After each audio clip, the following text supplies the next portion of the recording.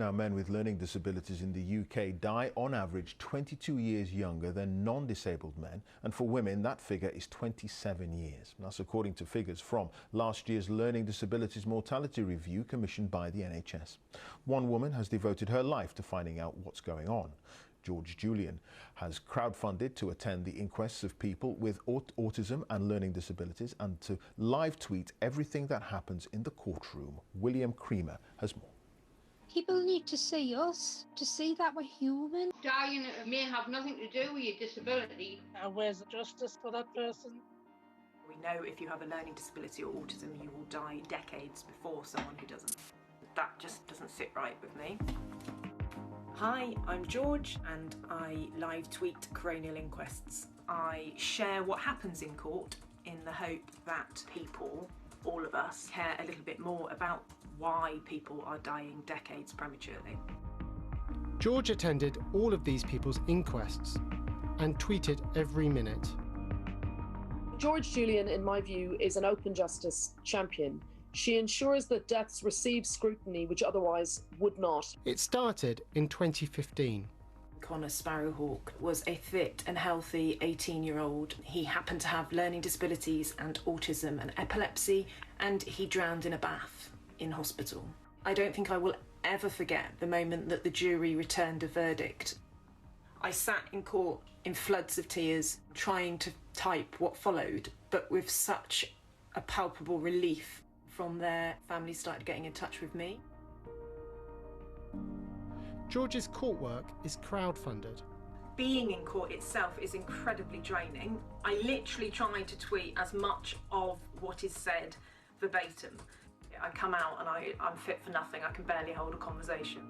George recently started working with these campaigners called Stopping people with a learning disabilities dying too young. We've been doing case studies to see what they've been dying of. Dying of aspirated pneumonia may have nothing to do with your disability. It may have something to do with the people that looking after you didn't look after you properly. George recently started working with a new family. Coco is the youngest person whose inquest I'd covered. She was only 6 when she died. Coco had autism. She was very loving. She had a little thing we used to call hurty hugs. She would squeeze you that little bit hard and you knew that she was gritting her teeth at the same time. Coco died after doctors failed to treat her dehydration. The Royal Cornwall Hospitals Trust has apologised for failures in her care. When you go through this process, it gets to the point where you don't want to talk to anyone anymore because you don't want to spoil their day. But George does know what you're going through. Coco deserved the very best of care. She did. She came along at a point where I was just about to give up. I guess the dream is that I reach a point where learning disabled and autistic people aren't dying decades prematurely, where bereaved families aren't contacting me. But until we reach that point, I can't imagine not doing this work. Coco's inquest is set for later this year. George will tweet about it. William Creamer reporting there. Dr. Sarah Ryan is a researcher focusing on learning disabilities at Oxford University, and we heard about her son Connor in that report. Sarah joins me now. Good morning to you. Thanks for being with us. What do you make of what George Julian is actually doing?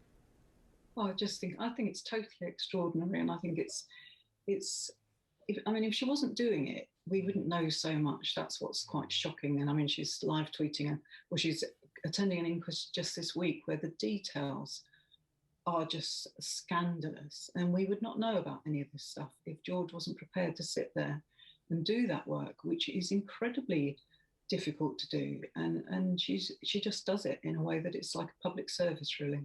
It needs this recognition. Sure. Why do you think there has been this void in the public record and the public understanding relating to a lot of these deaths, including to your own son?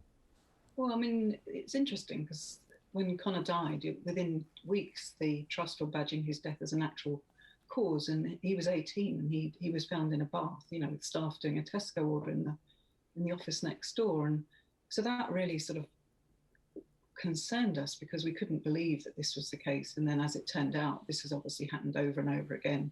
And we were actually quite lucky to get an inquest. So I think that for decades the people have been dying, and medics or whoever just look at them and sort of think, well, natural causes, they may only be 18, but somehow they're not quite human, so they don't deserve the scrutiny that every other death would get. So in a lot of these cases, there aren't even inquests. I know. I sort of laugh. I'm not laughing. I just cannot believe it. I mean, we had to fight to get a full inquest into Connor's death. The battle just went on and on and on, and we were lucky to be supported by some excellent legal representatives. And again, families don't have legal representation at inquests. They have to fund their own, while the trust or the police force or whoever it is, the public state body, can just draw on the public purse and arm themselves to the hilt. So it is an extraordinary situation. I mean, it seems appalling also that if you don't have a proper inquest or a proper inquiry looking into a lot of these deaths, you're not learning lessons, which means that more people are dying, potentially unnecessarily. I know. I mean, the whole thing is just badged with a great big couldn't care less stamp, really, because like you say, the whole point of an inquest is to understand what's happened and then try to make sure it doesn't happen again.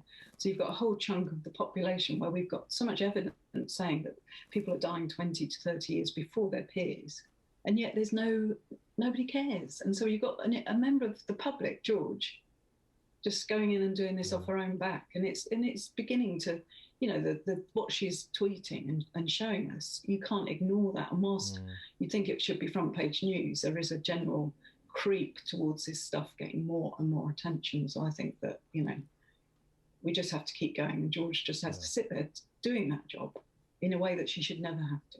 Yeah. Okay, well, let's hope that change is coming. Dr. Sarah Ryan, thank you very much indeed for joining us today. Thank you.